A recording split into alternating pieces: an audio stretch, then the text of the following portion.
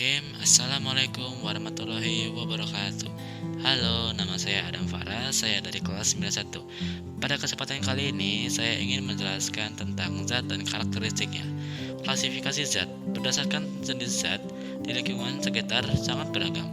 Oleh karena itu, dilakukan pengelompokan jenis zat agar memudahkan dalam pemanfaatannya.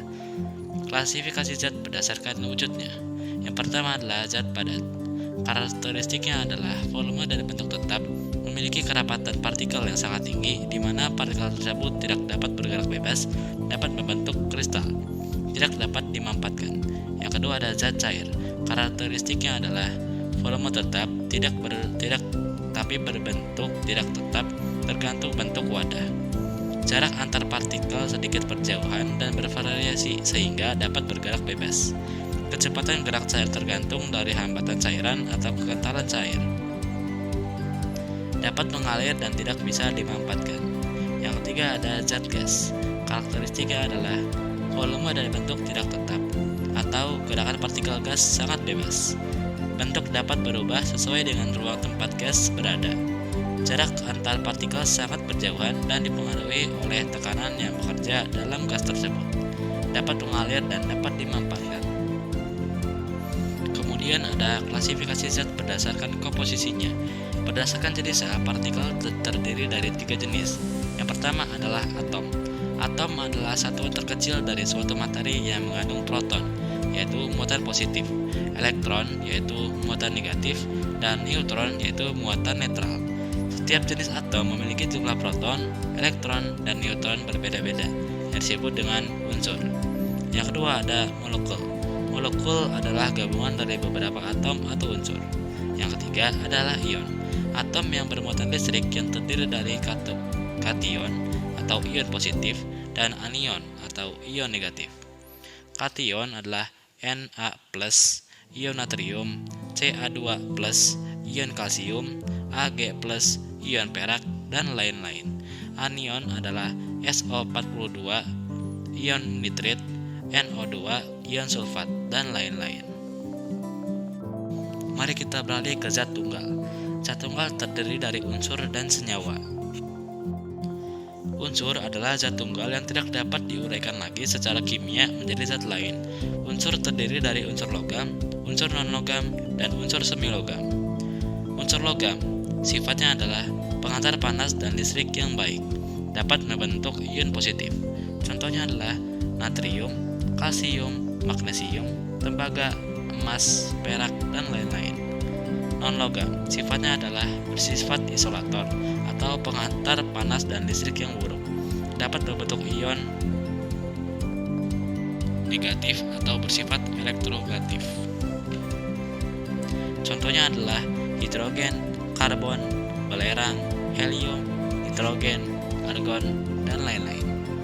Semilogam bersifat semikonduktor, bersifat amfoter atau dapat bereaksi dengan asam dan basa, dapat membentuk ion positif dan negatif. Contohnya adalah silikon, germanium, boron, arsen, helium, dan lain-lain. Kemudian ada senyawa. Molekul senyawa adalah zat-zat atau atom-atom yang terbentuk oleh 2 unsur atau lebih yang berada dan dapat dipisahkan melalui reaksi kimia. Molekul senyawa memiliki sifat yang berbeda dengan sifat dari unsur-unsur penyusunnya. Kemudian ada zat campuran. Zat campuran terdiri dari homogen dan heterogen. Homogen adalah campuran yang serba sama di seluruh bagian dan berbentuk satu fasa. Satu di antara contoh campuran homogen adalah udara. Dengan kata lain, homogen adalah zat campuran yang melarut, seperti sirup, air garam, air gula, susu, dan lain-lain. Ciri-ciri campuran homogen adalah 1. Partikel penyusun antara yang satu dengan yang lain tidak dapat dibedakan. Kedua, mempunyai warna yang sama rata. Ketiga, mempunyai rasa yang sama. Keempat, zat yang tercampur memiliki perbandingan yang sama. Kelima, memiliki tingkat konsentrasi yang sama. Keenam, wujud berupa padatan, gas, dan juga cairan. Ketujuh, campuran tidak dapat dipisahkan dengan menggunakan cara mekanis, tetapi dapat dipisahkan menggunakan cara yang lebih sulit. Contohnya seperti destilasi. Kemudian ada heterogen. Campuran heterogen adalah campuran yang tidak serba sama, membentuk dua fase atau lebih, dan terdapat batas yang jelas di antara fase-fase tersebut. Contoh campuran heterogen adalah minyak dan air, campuran kapur dengan pasir, campuran serbuk besi dengan karbon, dan masih banyak contoh lainnya. Ciri-ciri campuran heterogen adalah 1. Partikel penyusun dengan partikel lainnya berbeda alias bisa dibedakan. Kedua, jenis bahan memiliki warna yang tidak sama sehingga tidak dapat didegradasi. Ketiga, kedua bahan cenderung atau umumnya memiliki rasa yang tidak sama di setiap lapisannya. Keempat, perbandingan antara kedua atau lebih zat yang tercampur tidak sama. Kelima, konsentrasi yang dimiliki kedua bahan tidak sama. Keenam, wujud bisa berupa padatan, gas, atau cairan. Ketujuh, kedua bahan atau campuran bisa dipisahkan dengan menggunakan sistem mekanis, yaitu filtrasi alias penyaringan biasa yang tidak sulit. Mari beralih ke pemisah campuran. Pada umumnya, zat di alam ditemukan dalam bentuk campuran atau senyawa. Untuk mendapatkan suatu zat dalam bentuk murni, maka harus dilakukan pemisahan. Pemisahan campuran dapat dilakukan tergantung jenis dan ukuran zat tersebut. Yang pertama ada cara dengan filtrasi atau penyaringan. Teknik penyaringan ini berdasarkan pada perbedaan ukuran partikel, sehingga digunakan untuk memisahkan campuran yang ukuran partikel zat-zat penyusunnya berbeda. Hasil pemisahan zat dengan cara penyaringan ditentukan oleh 1. Tingkat kerapatan alat penyaring. 2. Ukuran partikel zat yang disaring. 3. Jenis zat yang disaring. Penerapan prinsip penyaringan, penjaringan air kotor, industri kecap, industri tahu dan susu kedelai, industri sirup, industri tepung kanji, dan pemisahan antara gas oksigen dan nitrogen. Yang kedua adalah destilasi atau penyulingan. Prinsip destilasi adalah menguapkan suatu zat kemudian mengembunkan kembali. Destilasi dapat dilakukan karena adanya perbedaan titik didih antara zat-zat yang terkandung dalam larutan. Yang ketiga ada evaporasi atau penguapan. Evaporasi adalah pemisahan campuran dengan adanya perbedaan titik didih atau kemampuan menguap dari zat-zat dalam larutan. Kecepatan penguapan dipengaruhi oleh luas permukaan wadah. Semakin luas permukaan wadah, maka semakin cepat penguapannya. Pemisahan zat dengan penguapan biasanya dapat mendapatkan zat padat yang larut dalam zat cair. Prinsip evaporasi dimanfaatkan oleh petani garam. Mereka membendung air laut kemudian menguapkannya dengan memanfaatkan panas cahaya matahari. Yang keempat adalah sublimasi. Pemisahan zat dengan sublimasi adalah pemisahan zat dari campurannya dengan cara memanaskan campuran sehingga zat yang diinginkan menyublim. Digunakan untuk memisahkan zat padat dalam zat padat. Contohnya pemisahan iodium dengan campurannya. Yang kelima adalah sentrifugasi. Pemisahan ini dilakukan dengan memasukkan suspensi ke dalam tabung reaksi, kemudian diputar dengan kecepatan tertentu. Pemutaran yang sangat cepat menyebabkan partikel tersuspensi mengendap di dasar tabung reaksi. Selanjutnya, cairan dapat dituang secara hati-hati sehingga dapat terpisah dengan zat padat yang mengendap. Penerapan sentrifugasi biasanya digunakan untuk memisahkan plasma darah dari darah merah. Yang keenam adalah kromatografi. Kromatografi adalah memisahkan zat terlarut berdasarkan perbedaan kelarutannya dalam zat pelarut. Setiap zat kimia mempunyai kecepatan perlambatan yang berbeda-beda pada kertas kromatografi sesuai dengan kelarutannya dalam pelarut tertentu. Metode kromatografi ini sangat berguna untuk memisahkan dan mengidentifikasi zat-zat kimia dalam jumlah sedikit. Misalnya, zat pewarna makanan, herbisida, dan pestisida yang terdapat dalam buah dan sayur. Selanjutnya adalah massa.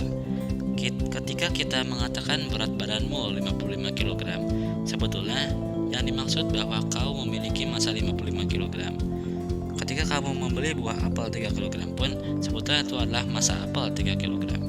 Dalam fisika, berat dan massa itu dua kata yang berbeda arti. Dalam bahasa sehari-hari, kita sering mengatakannya berat, padahal yang dimaksud adalah massa. Jadi, apa perbedaannya? Massa adalah ukuran banyaknya zat atau partikel dalam suatu benda. Jumlah massa yang dimiliki suatu benda bergantung pada jumlah dan komposisi atom dan molekul yang menyusunnya. Satuan internasional dari massa adalah kilogram. Berat. Pernahkah kamu bertanya, mengapa benda yang kamu lempar ke atas akan jatuh ke tanah? Itulah yang disebut berat. Yang menarik kembali menuju tanah. Berat adalah gaya tarik yang disebabkan gravitasi.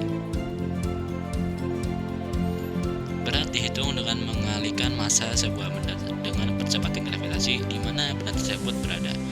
Berat sebuah benda di bumi akan berbeda dengan beratnya di bulan. Massa jenis. Massa jenis atau rapatan adalah pengukuran jisim, setiap satuan volume benda. Semakin tinggi massa jenis suatu benda, maka semakin besar pula massa setiap volumenya. Selanjutnya adalah menentukan massa jenis zat padat. Yang pertama adalah dengan bentuknya yang teratur. Mengukur massa zat dengan menggunakan neraca atau timbangan. Mengukur volume zat dapat dihitung menggunakan rumus berdasarkan bentuknya. Menghitung massa jenis zat dengan membagi massa zat dengan volume zat. Kemudian ada yang dengan bentuknya yang tidak teratur. Timbanglah batu dengan menggunakan neraca untuk mengetahui massa batu. Sediakan gelas ukuran dan tuangkan air ke dalam gelas. Masukkan batu yang hendak kamu ketahui volumenya. Misalkan volume batu V2 dikurang V1 sama dengan 40 dikurang 20 sama dengan 20 ml. Massa jenis zat adalah hasil bagi massa zat dengan volume, yaitu Rho sama dengan M dibagi V. Rho sama dengan massa jenis, M sama dengan massa, dan V sama dengan volume benda. Mungkin sekian yang dapat saya sampaikan. Mohon maaf bila ada salah kata. Wassalamualaikum warahmatullahi wabarakatuh.